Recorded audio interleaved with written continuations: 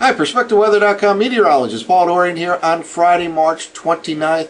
Turned out to be quite a nice day for opening day in the Mid-Atlantic region on Thursday afternoon in Washington, D.C., Philadelphia, New York City. A warming trend began yesterday and it will intensify today, and especially on Saturday. High temperatures this afternoon well up in the 60s in Philadelphia, New York City, near 70 degrees in D.C., and then 70-plus degrees on the table for Saturday afternoon in the entire D.C. to Philadelphia to New York City corridor. But the warming trend will come to a grinding halt on Sunday. A strong cold front will push through the area early in the day on Sunday with some shower activity, and then it'll be noticeably colder, becoming windy later in the day on Sunday, and Sunday night will be especially a big difference from Saturday afternoon. We could go from 70 to 75 degrees for highs on Saturday afternoon in the I-95 corridor to lows near 30 degrees by later Sunday night, early Monday morning. And then early next week we'll have to watch. A coastal storm looks like it could certainly have an impact on the I-95 corridor region in the Tuesday night, Wednesday morning time frame. Most likely rain, but certainly there's a threat, an outside chance for some snow to mix in.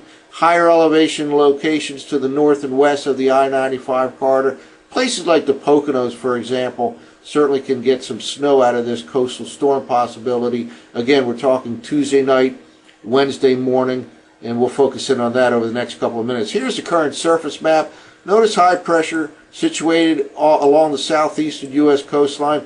On the back side of the high, there is a flow out of the south and west, pushing milder air, even milder air, into the Mid-Atlantic region compared to yesterday afternoon. So again, this afternoon could see 70 degrees in D.C., well up in the 60s in Philly and in New York City, and that's despite plenty of clouds. There's a frontal system that has some shower activity associated with it. That cold front really does not make it through the I-95 corridor. The real cold push is still way up here in south central Canada. That's the real cold push that will come our way and arrive Sunday morning. But with this particular frontal system, can be a couple of showers north of the Mason-Dixon line this afternoon and evening. Places like the New York City area, the metro region in New York City, maybe a shower or so up across the northern suburbs of Philadelphia later on today. Primarily a cloudy day, but a mild day to end the work week.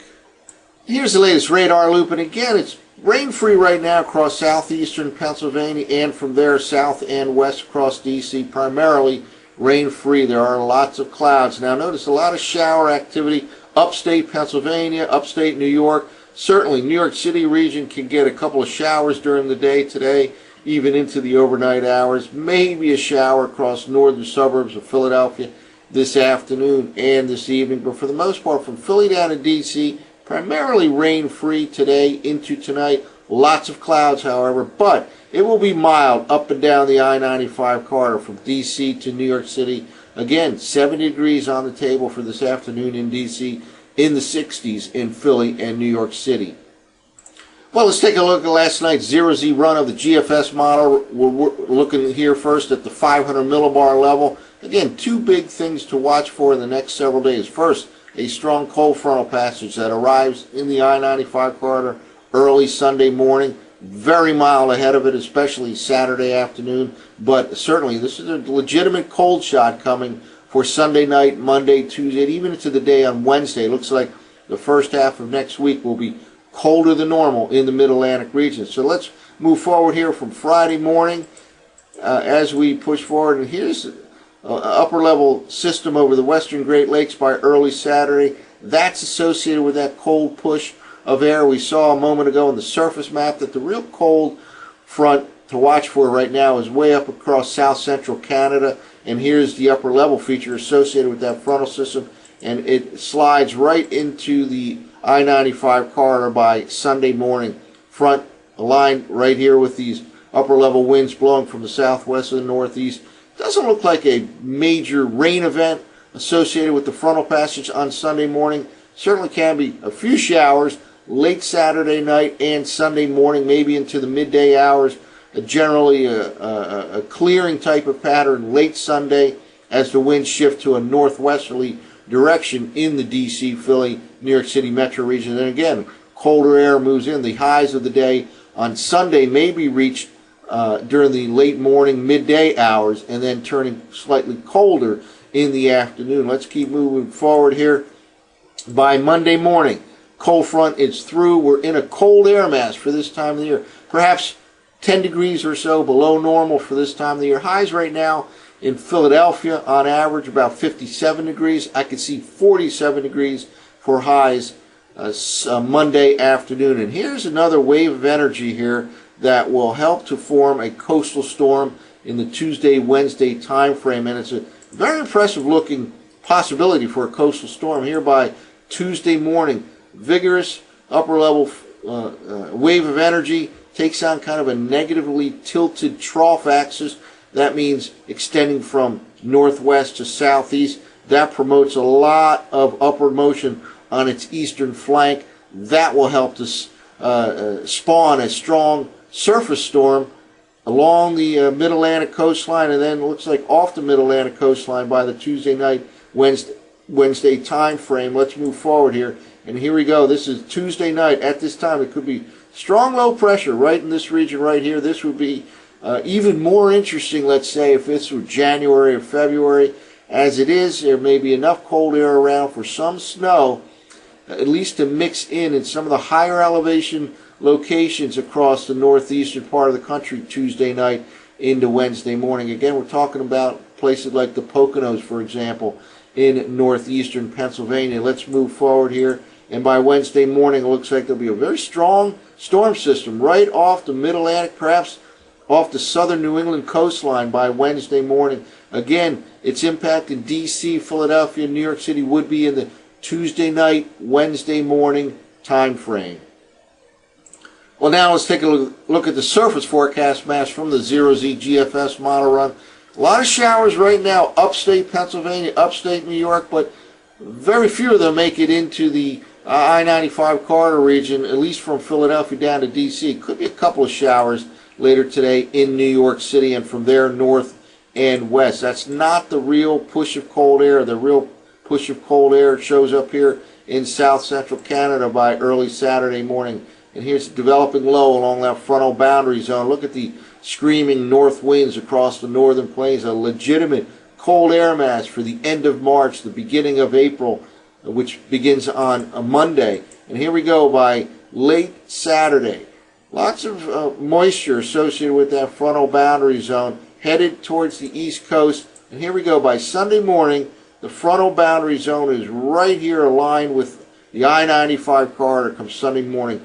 Again, I don't expect a heavy rain event out of this frontal passage in D.C., Philly, New York City. There can be some shower activity late Saturday night and Sunday morning, maybe into the midday hours.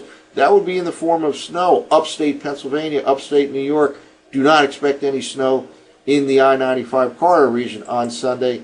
That front slides through. By Sunday evening, it'll just be cold and windy out of the northwest.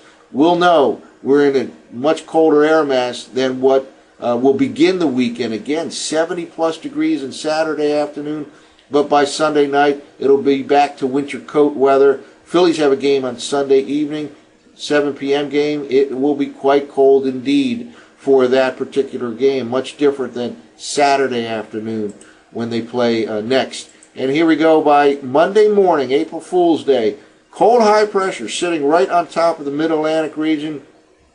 At this time, kind of an innocuous looking surface map. Not much going on down here across the Gulf of Mexico. But then let's push forward here. And by Tuesday morning, strong low pressure will be developing across the southeast U.S. coastline. We saw that vigorous feature in the upper atmosphere that takes on a negatively tilted trough axis, promoting strong upward motion right in this region here. And by Tuesday night, we could have a pretty powerful storm system right along the Carolina coastline. Notice a little bit of blue showing up here. That's a cold air mass for this time of the year, but it happens to be the beginning part of April. Again, if this were February or January, this could be a major snowstorm for much of the northeast U.S. As it is, we'll have to watch for snow in some of the higher elevation locations from Western Virginia, maybe eastern West Virginia, up across the Poconos, for example. And here we go by late Tuesday night into Wednesday morning. A little bit of snow showing up here.